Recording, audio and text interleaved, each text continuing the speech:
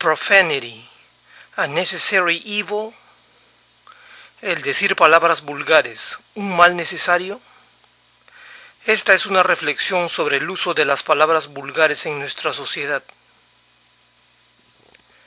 There is absolutely nothing with swearing. There's absolutely nothing wrong with some vibrations in the air.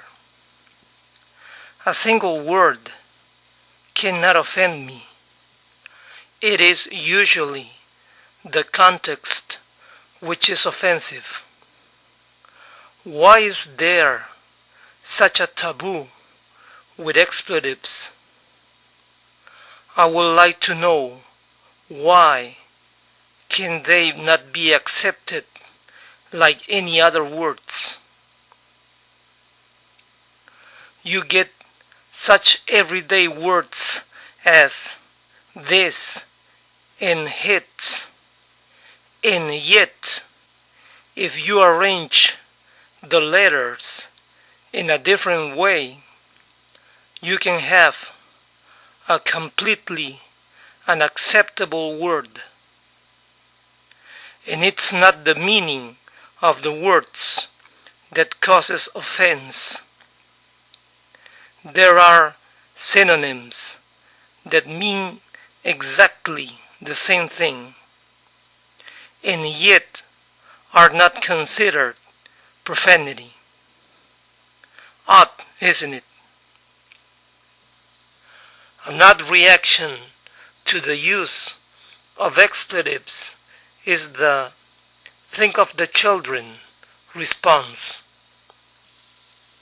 So not using profanity will certainly make children safer from kidnappers and gangs?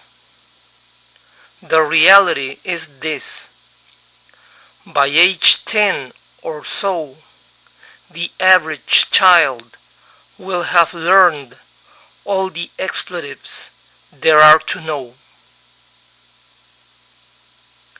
There is no way to prevent the education of these words, short of trapping him in his room and denying him a social life. And yet, when a child uses profanity, the parents immediately slap him and ask him where he learned that word. This is beyond irrational. Parents are repelled by children who use profanity and will do anything to prevent their children from using it. This is counterproductive. Children, especially after puberty, are innately rebellious. Having expletives being considered taboo words will only encourage children to use them.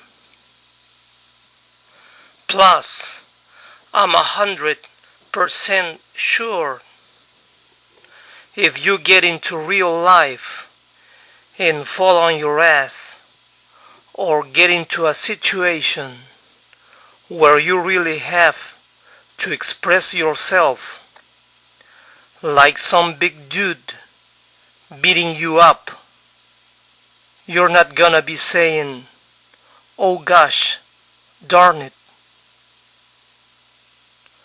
You're gonna curse like the rest of us. I always thought it would be funny to walk up to one of those people who never curses, like the Queen of England, and stomp on her foot hard and hear her go, "You."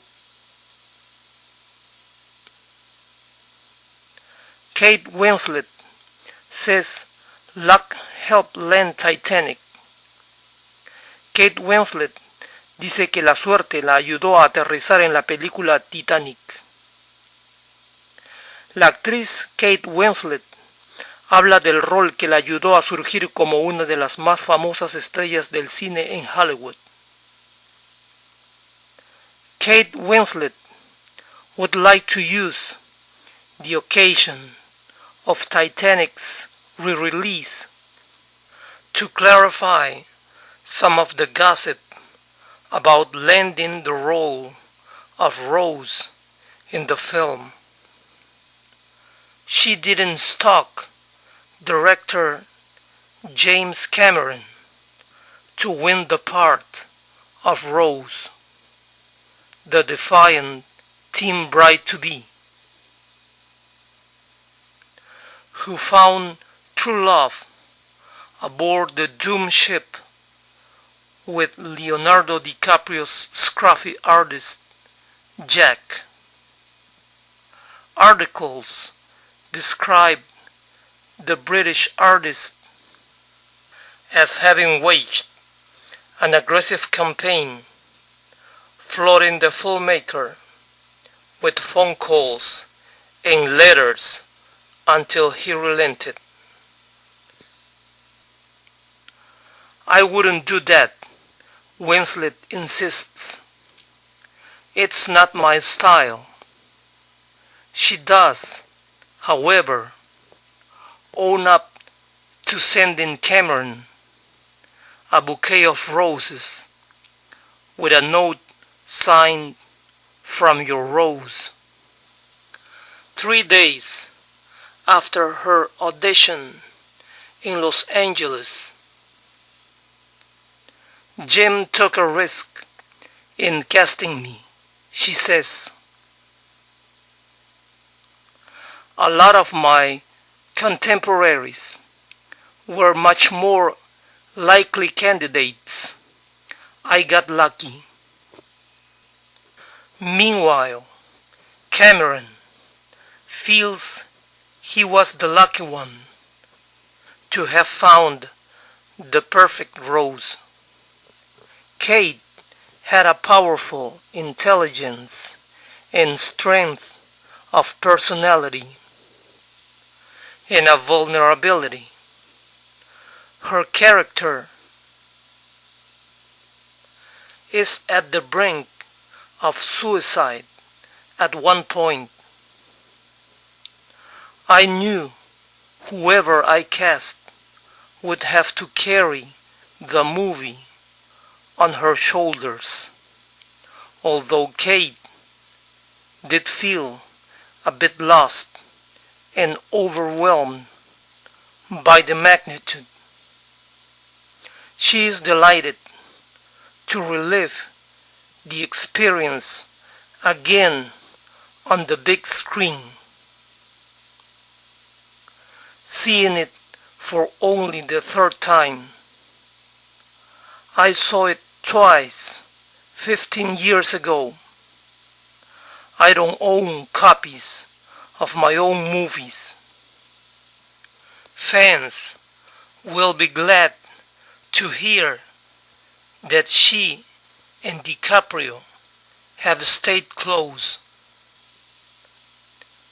We really do talk a lot on the phone about life, love, and work. I can imagine not having that.